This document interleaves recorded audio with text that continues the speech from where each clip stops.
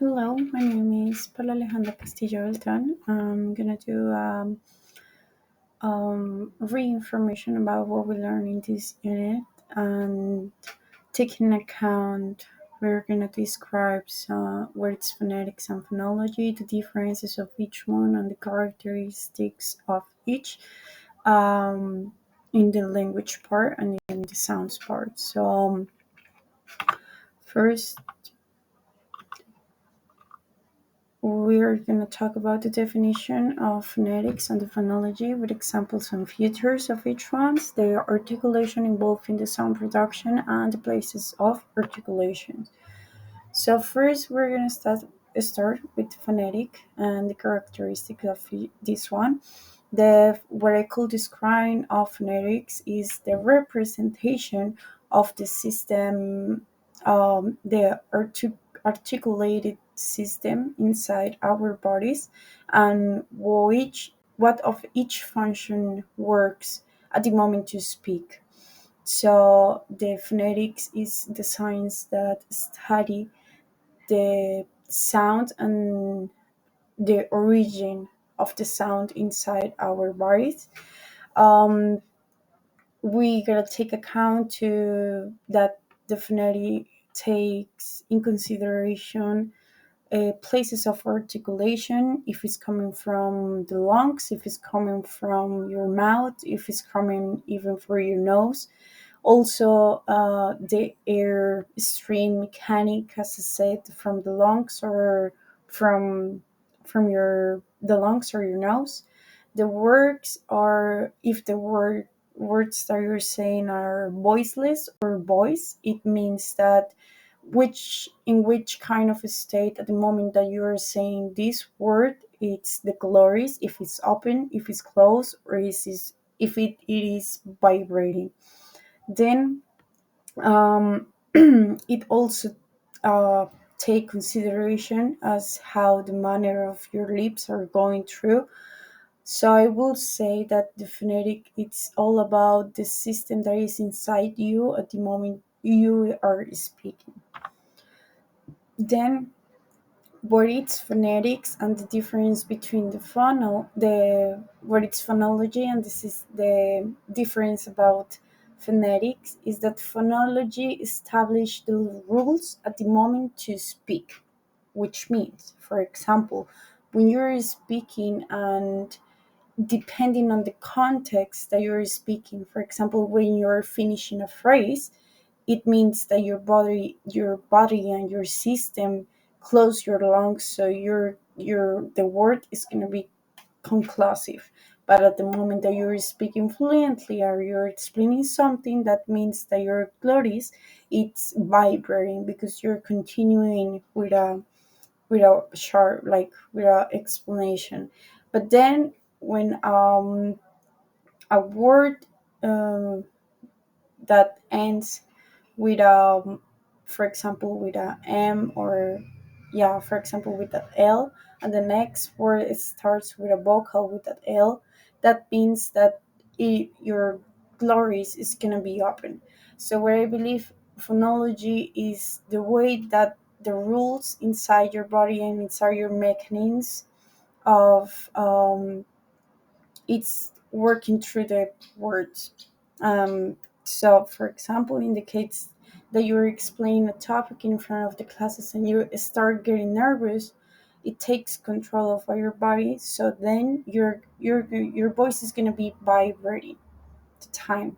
So it will help, for example, at this moment of analogy, will help to understand not only the emotions of the person, but also the speaker's intention. Then we have the articulators involved in the sound of production. What are the articulators? Are these inside our body? We have different specific tools. For example, that's where it sounds. There are tools for our body or our system to throw out the words. So there are three types of tools that we have in our system to make a speech production. First is going to be our breathing. is going to be coming from our nose or our lungs, or then we have our whole um, like what is it called? We have all our articulated system inside, which means that we're gonna have our nose cavity, our nostril, our teeth, our lips, our tongue, our uh, behind it epiglottis, which is this one that I was telling you that is open and closing when you're talking. We have the palate. We have the alveolar ridge, which are right in the middle. Then we have our vocal folds, our trachea, and it is coming out from air. If you don't have air in your breathing part, which is the most like the respiratory tract is the most important one here at the moment to talk. If you don't have that many of oxygen inside you, the words are gonna come shorter and quicker. But if you have the actual oxygen and air coming through your lungs, then you're gonna be like your words are gonna be pausely and coming fluently. So this is about the articulator uh, parts. Now we're gonna talk about the places of this articulation. So first we have the dental, or all of that kind of sounds that are coming from your teeth. Like for example, right now these are dental. Dental means that you're using your teeth at all. Then we have labiodental, which means that we're using, for example, with the letter F, we're using other our teeth and our lower lip. Then we have the bilabial, which means that we're using both of our lips. For example, for the letter M, we're using both of our lips.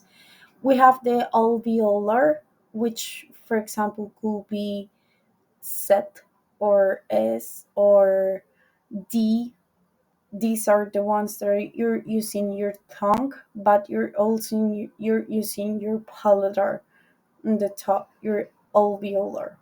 Then we have the post-eolar, which is right behind. We have the palatar, which, for example, could be R we're using our palatar, or it could be post alveolar that we're using the upper side of our mouth.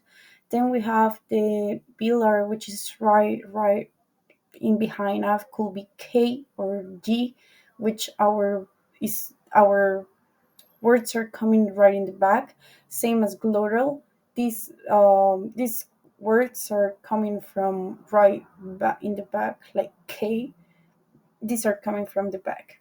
So that will be my information that I took from this unit about the readings for from chapter 1, phonetics and phonology, definition and description, and then chapter 2, which is talking about uh, the system in general, the differences between phonetics and phonology, and the mechanic of speech sounds, where the actual sounds comes from. Again, my name is Alejandra Castillo. I'm recording this video for the class English Phonetics. I will be looking forward at your comments, and that's it. Thank you so much.